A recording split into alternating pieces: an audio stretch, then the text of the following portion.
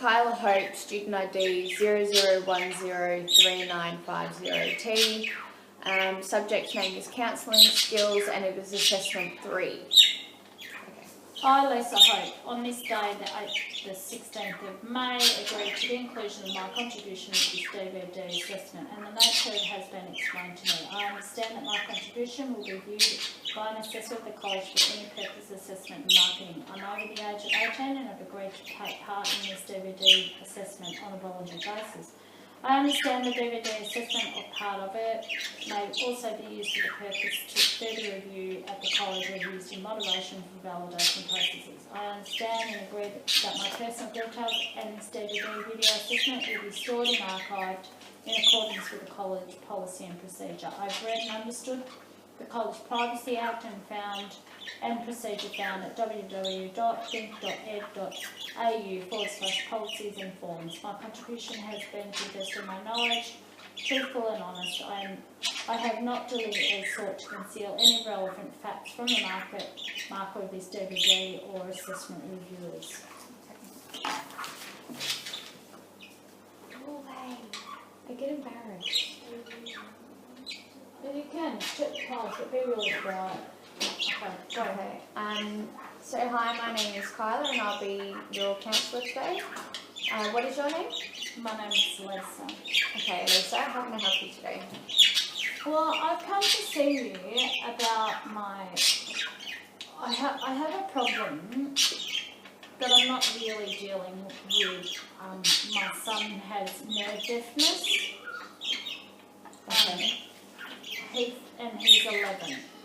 Okay. And I've now just discovered that I also have nerve deafness, a different form to what he has, or a worse form to what he has. But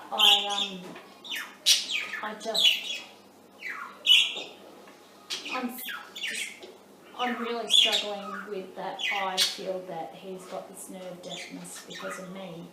Well, I know that he's got it because of me. So you're saying that you feel guilty? Yeah, I do feel really guilty because it's been passed on by me. And I'm just struggling with how I can get past this so I can help him more. Okay, so have you spoken to him about both yours and his nerve deafness? I've spoken to him lots about his nerve deafness, and there's lots of times that he actually doesn't even want to talk about it. He gets really angry, so I have to step away and not speak to him about it. But then sometimes I find it very frustrating and I talk to him about it too much. Because you just want him to interact with you about the whole situation? Yeah, that's true. Okay. It's hard. It's really hard. It's a really hard thing as a parent to deal with, something that you feel that you've given to your child. So have you spoken to him much about the fact that you also have nerve deafness? Although it might be different nerve deafness, but it's still nerve deafness. Well, we've only really just discovered that I have nerve deafness, and I'm trying to deal with my nerve deafness before I actually really, speak to him about what's happening with me. I have told him that it's the same, but mine is worse, and we don't know if his is ever going to get worse or not. I just wish he wasn't so angry at times. Okay. So you said that he's 11 years old, so he's still in primary school. Yeah. What happens with his hearing and school? Well, it's only been up until now. He's always had teachers that are really well spoken and project their voice, and when he went to Australian Hearing, they always said try and just place him at the front of the class, because they really haven't been very helpful at all over the years. They've really just brushed me off, which is that made me, now I'm really angry about that they've brushed me off, because he really should have had some form of like a speakerphone or surround sound in the classroom.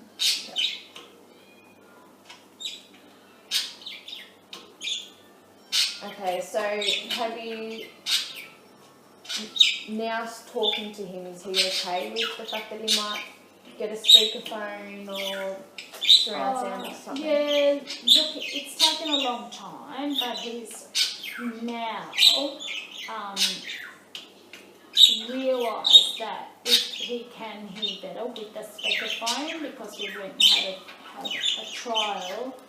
And like everybody's been really good, like his teacher this year is great, but it doesn't help me as a parent feel the guilt that I've, given this to him because his sisters don't have this. So you believe that because you made him, that it's your fault that he's got hearing loss? It's not just something that can happen sometimes, you just believe that it's purely your fault? Yeah, I do feel very strongly about that. And now that I've discovered that I have a hearing loss, it really, really makes me feel guilty. I have told him, you asked me before, and I have told him about my hearing loss, but not in great details, because I'm trying to help. I feel that I've got to help him before I help myself. Maybe that's my way of dealing with it. So have you thought that maybe dealing with your own hearing will make him feel more comfortable with dealing with his own? Yeah, I do. I think that, maybe he will realise when I tell him about my hearing loss, that maybe he will think, oh, well, Mum's got it too, so we're the same. Yeah, that's true, what you said. Okay.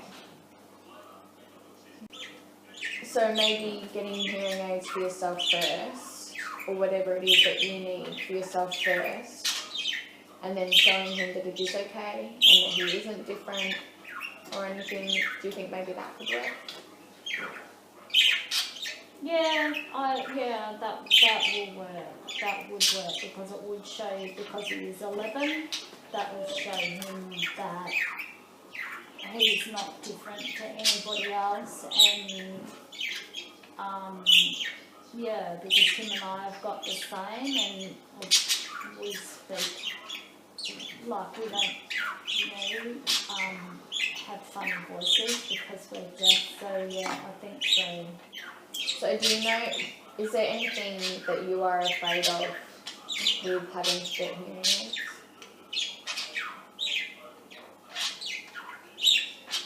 No, I don't think so. I think it's just a shock. Just a shock that I've got it and I passed it on to him. And I think because he's just never ever dealt with it at all. Talking about the nerve deafness and everything, going back to the beginning, what exactly is it that you want out of this counselling session? I know that you feel guilty about your son's hearing loss, but what is it that you want?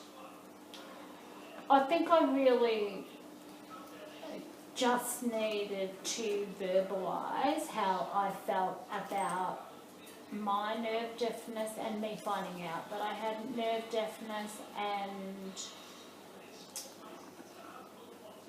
me realising that, it wasn't something that I had really given to him. It's just something that has happened. And, sometimes it's really nice to talk to somebody who will just sit and listen and give you a few strategies and I suppose tell you things that make you listen and you look at things differently, from a different perspective, which is the most important part of counselling. So what do you reckon you'll take out of this counselling session? Do you reckon you'll talk to your son about? I think I'd talk to my son about that he's not different, and that yes, we both have it. So maybe, like you said, maybe both of us having it will make him, you know, realise that he's not different and that we are in this together and we'll be there to support each other and make the most of a good situation. And hopefully then, you know, that will make me feel stronger and it will make him feel stronger too. So I think that. So you mentioned that he's got 2 older sisters. Have they been of any help to him with his hearing? I think maybe he feels, why can't he be like them and not have the nerve deafness?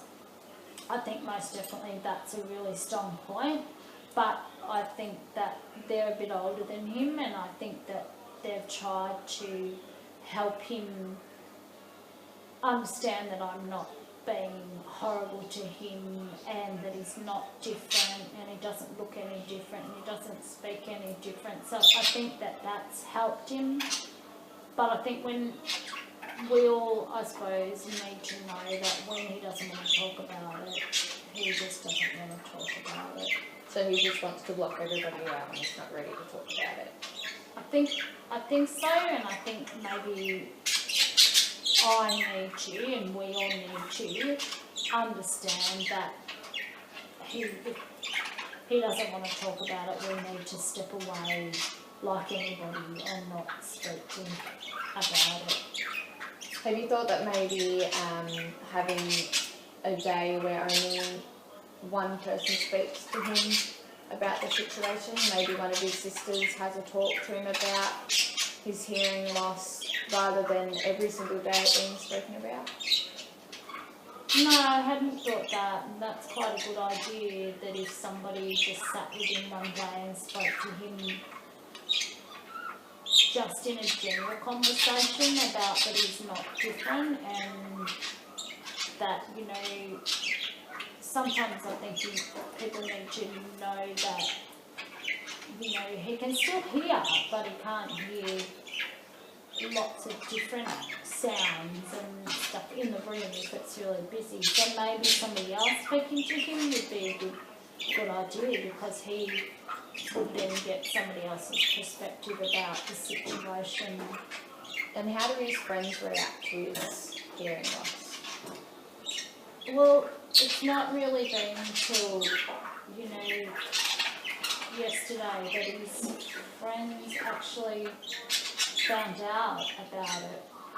One of his friends knew but didn't understand what it was, because the boy's mum and dad didn't really understand what it was.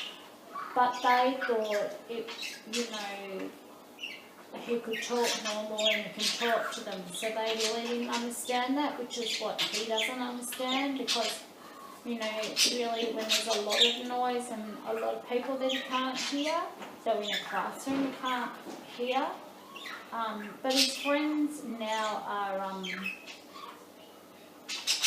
well, because, you know, he has a speakerphone now, they think that it's pretty cool because it looks like an iPod, and he'll be wear earphones in the classroom, and so that'll be pretty cool. So I think that's made it better for him. With his friends knowing?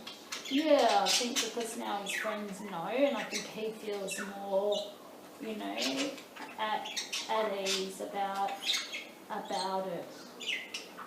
So, sorry? But I'd never thought about him having counselling, and maybe that, now that I've been, that's probably a good thing for him to have, is some counselling, so he understands that he's not different. Yeah, definitely. So would you like to make up a following appointment, or would you just like to leave it at today and maybe make an appointment for your son? No, I think today I've got a lot from my counselling. I think I've been able to express how I felt, so I'll be able to put that part of my problem to sleep.